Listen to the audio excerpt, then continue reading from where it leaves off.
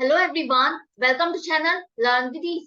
आज का टॉपिक है company accounts, issue of debentures, जिसमें हम सॉल्व करेंगे question number 7, chapter 7 DK Goyal की बुक से, क्लास 12 अकाउंट्स के लिए। ऑनलाइन सेशंस अगर आप चाहते हो तो नया बैच शुरू होने वाला है। जल्दी से अपना नाम और क्लास मुझे इस नंबर पर व्हाट्सएप कर दो ताकि मैं आपकी सीट बुक कर दूं। आप मुझे फॉलो कर सकते हो टेलीग्राम पर भी, जहां पर आप अपने डाउट्स और कमेंट्स लिख करके भेज सकते हो। तो एक कंपनी है आर लिमिटेड, जिसने 8,000 डिबेंचर्स इशू किए, पब्लिक को ऑफर किए। एक डिबेंचर है 100 रुपए का, जिस पर वो 5% डिस्काउंट दे रही है। 5% डिस्काउंट 100 रुपए पर कितना हो जाएगा? 5 रुपए का। मतलब कि एक डिबेंचर को अगर किसी को खरीदना है तो कितने रुपए देने होंगे? 95 रुपए 3 इंस्टॉलमेंट। तो 8,000 डिबेंचर्स इशू किए हैं, पब्लिक को ऑफर किए, लेकिन पब्लिक ने कितनी एप्लीकेशन दी? पब्लिक ने कितना सब्सक्राइब किया? 6,000 एप्लीकेशन दी। तो ये हो गया आपका अंडर सब्सक्राइब। जब इशू जितना किया है उससे कम अगर आपको एप्लीकेशन मिलती है तो वो क्या हो जाता है? अंडर सब्सक्राइब हो जाता है। और ये अंडर सब्सक्राइब हुआ है, 6,000 आपको एप्लीकेशन मिली है, सारा पैसा कंपनी कह रही है टाइमली आपको मिल गया है। इशू करने पर आपका खर्चा भी हुआ है 20,000, और ये जर्नल एंट्रीज आपको बनानी है। तो फर्स्ट एंट्री वैसे ही होगी जैसे आप शेयर्स में करते हो। सबसे पहले बैंक में कितना पैसा आया? 6,000 एप्लीकेशन पर। जिसको खरीदना है डिबेंचर, उसने एप्लीकेशन के साथ 25 रुपए जमा कर दिए। 1.5 लाख रुपए इस तरह से आपके बैंक में जमा हो गए। ये पैसा आपको फर्स्ट इंस्टॉलमेंट एप्लीकेशन का पैसा मिला है, तो आप 13% डिबेंचर्स एप्लीकेशन अकाउंट में आप क्रेडिट करोगे 1.5 लाख रुपए। बैंक में पैसा जमा हुआ, फर्स्ट इंस्टॉलमेंट से रिलेटेड है डिबेंचर की, तो उसी अकाउंट को आप खोलोगे।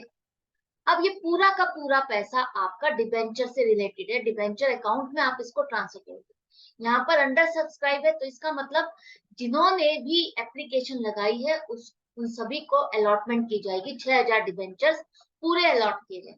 तो ये पूरा का पूरा एप्लीकेशन का पैसा अब आप ट्रांसफर कर दो डिबेंचर अकाउंट में। किसी को कोई पैसा वापस नहीं करना, किसी का कोई एडवांस नहीं है। ये पूरा का पूरा आप एप्लीकेशन अकाउंट को डेबिट करो। ये अकाउंट आपका क्लोज हो गया। यहां से पैसा आपका शिफ्ट हो गया, कहाँ ट्रांसफर हो गया? Debenture account. जिस अकाउंट से रिलेटेड था उसी अकाउंट में आपने ट्रांसफर किया। इसकी एक फर्स्ट इंस्टॉलमेंट है जो कि आपको इसी में ट्रांसफर करनी है।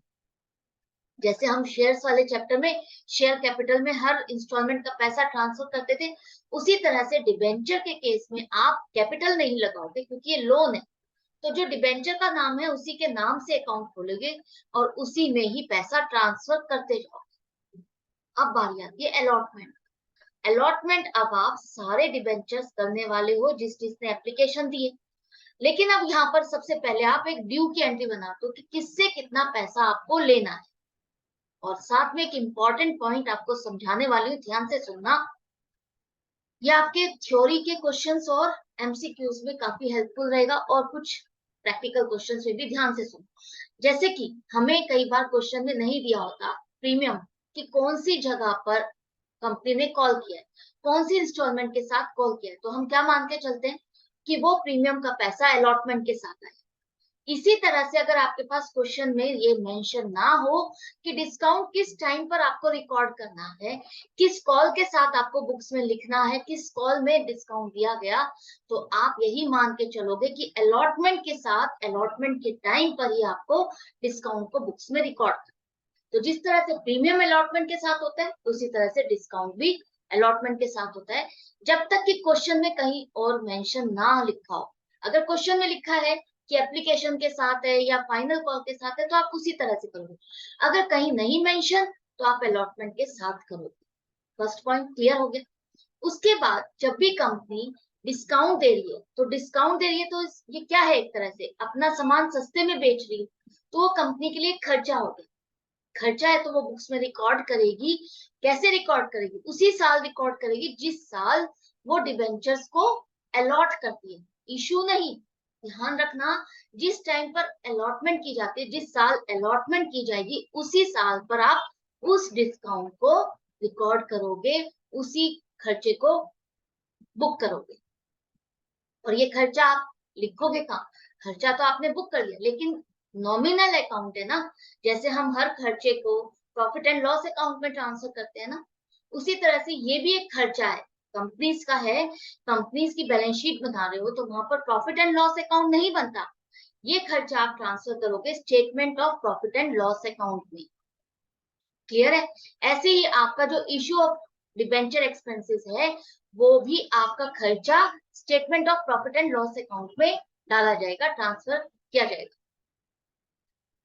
दूसरा बात, अगर आपके पास सिक्योरिटीज प्रीमियम अकाउंट है, अगर आपके पास प्रीमियम का पैसा है, बुक्स में है, तो आप इन खर्चे को कहां से एडजस्ट करोगे? डिस्काउंट और इश्यू एक्सपेंसेस सारे के सारे आपका प्रीमियम के पैसे से एडजस्ट होता है, उसी अकाउंट से आप डेबिट करके उसको एडजस्ट करते हो, जैसा कि हमने शेयर्स वाले चैप्टर में किया था।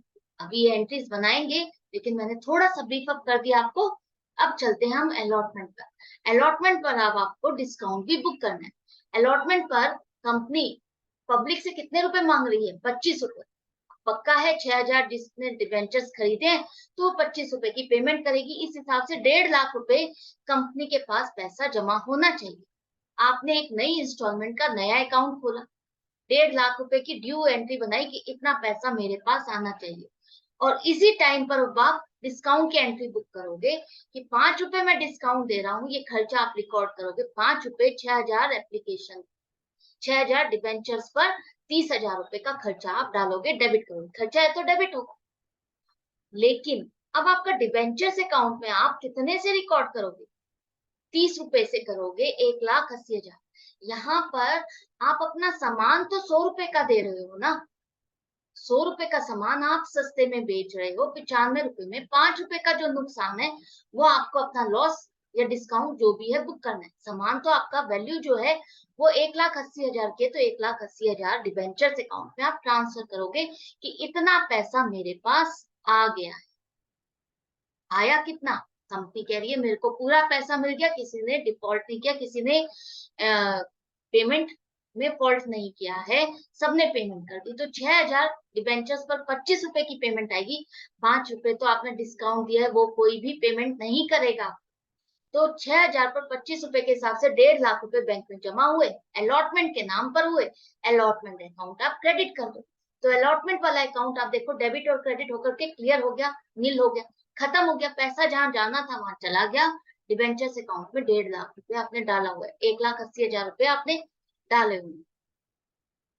इसके बाद फाइनल कॉल, अब आपकी ड्यू की एंट्री बनेगी। अब फाइनल कॉल पर वो कह रहा है बैलेंस अमाउंट। बैलेंस अमाउंट कितना होगा? 100 रुपए का डिबेंचर आप 95 रुपए में दे रहे हो, तो 50 रुपए डिमांड कर चुके हो, तो बाकी कितना बचा? 45 रुपए। तो 45 रुपए के हिसाब से फाइनल कॉल किया। अब आप एंट्री बनाओ। यहाँ पर 13% debentures first and final call account नई इंस्टॉलमेंट के लिए खोलोगे, 2,70,000 बनेंगे। इतना पैसा पब्लिक से फाइनल कॉल पर आपके पास आना चाहिए, ये ड्यू की एंट्री बना दी। और ये आपने मान लिया पूरा पैसा आ गया, आपने डिबेंचर अकाउंट में ट्रांसफर भी कर दिया। लेकिन पैसा आया कितना? पूरा पैसा आ गया है आपके पास। तो बैंक अकाउंट आपका डेबिट हुआ 2,70,000 से, और first and final call account आपका क्रेडिट हो गया 2,70,000 से। पूरा पैसा आ गया, तो ये अकाउंट आपका क्लोज हो गया, डेबिट और क्रेडिट होकर के नील हो गया। फाइनली पैसा आपका बैंक में जो पैसा आया था वो डिबेंचर अकाउंट में डला हुआ है, क्रेडिट। क्लियर है? अच्छे से समझ में आ गया?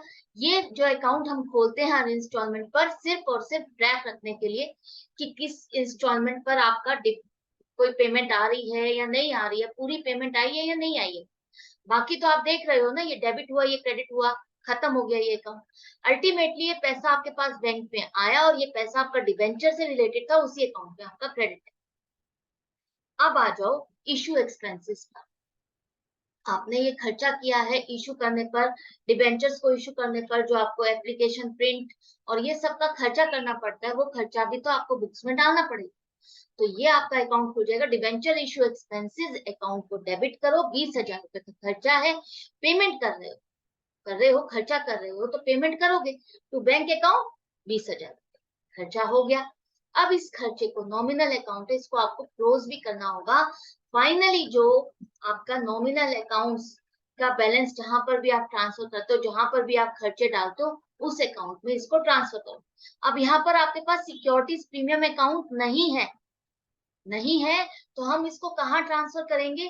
अपना statement of profit and loss. Statement of profit and loss ही लिखोगे, अकाउंट नहीं लगाओगे। कंपनीज में स्टेटमेंट बनती है, अकाउंट नहीं बनता, उसको हम अकाउंट नहीं लिखते। फाइनली यहाँ पर आप डेबिट करोगे इसको 50,000 से। क्यों? जो डिस्काउंट का खर्चा है वो अकाउंट आपका क्रेडिट होकर के क्लोज हो गया। 30,000 से आपने डिस्काउंट डेबिट किया था, यहाँ क्रेडिट किया, ये क्लोज होकर के बैलेंस आपने कहाँ ट्रांसफर कर दिया, स्टेटमेंट। इसी तरह से इशू के एक्सपेंसेस 20,000 आपने क्रेडिट किए और ये बैलेंस भी आपने यहाँ पर ट्रांसफर कर दिया। क्लियर? कोई मुश्किल नहीं है। जैसे खर्चे आप प्रॉफिट एंड लॉस अकाउंट में ट्रांसफर करते थे, प्रॉफिट एंड लॉस अकाउंट को डेबिट करते थे। अगर रेंट पे किया तो आप क्या करते थे, rent account debit to cash या बैंक अकाउंट, और उसके बाद क्या करते थे आप, profit and loss account debit to rent account. यही तो एंट्रीज बनती है ना खर्चे को ट्रांसफर करने के लिए, वही हमने एंट्री की है। ये जो कंपनी का खर्चा है आप statement of profit and loss account में ट्रांसफर करोगे। इन केस अगर आपके पास सिक्योरिटीज प्रीमियम अकाउंट होता तो हम क्या करते, सिक्योरिटीज प्रीमियम अकाउंट को डेबिट करते और ये दोनों खर्चे उस प्रीमियम अकाउंट से आपका एडजस्ट होता। प्रीमियम का बैलेंस आपका क्रेडिट होता है, क्रेडिट में से वो एक तरह से आपका रिजर्व है, रिजर्व में से आपने वो पैसा निकाल के यूज कर दिया। लेकिन अभी आपके पास रिजर्व नहीं है तो ये पूरा खर्चा आपका statement of profit and loss account, loss में डलेगा, अकाउंट वर्ड यूज मत। तो यहाँ पर ये क्वेश्चन कंप्लीट हो जाता है। आई होप आपको अच्छे से समझ में आ गया हो। एक पॉइंट और, आपको पता है कि कंपनी मैक्सिमम कितना डिस्काउंट दे सकती है डिबेंचर्स का? कुछ लिमिट स्पेसिफाई है? कोई भी लिमिट स्पेसिफाई नहीं की है कंपनी ने। कंपनीज एक्ट में वो कंपनी कितना भी डिस्काउंट दे सकती है, वो कंपनी की मर्जी है, कितना भी डिस्काउंट दे सकती है, कंपनी पर कोई रोक टोक नहीं है। वो चाहे जितना भी डिस्काउंट दे, जितना वो मेंशन करेगी वो उतना डिस्काउंट दे सकती है। क्लियर है? एक पॉइंट आपका ये एमसीक्यू का। दूसरा, आपका डिबेंचर्स कितना सब्सक्राइब होना चाहिए, मिनिमम सब्सक्राइब कितना होना चाहिए? अगर आपने 8,000 एप्लीकेशन लगाई है, 8,000 आपने इशू किए डिबेंचर्स, तो मिनिमम यहाँ पर कितने होने चाहिए, 75% आपका सब्सक्राइब होना चाहिए। कंपनीज एक्ट नहीं कहती, लेकिन आपकी सेबी ने ये लिमिटेड लगाई है। सेबी एक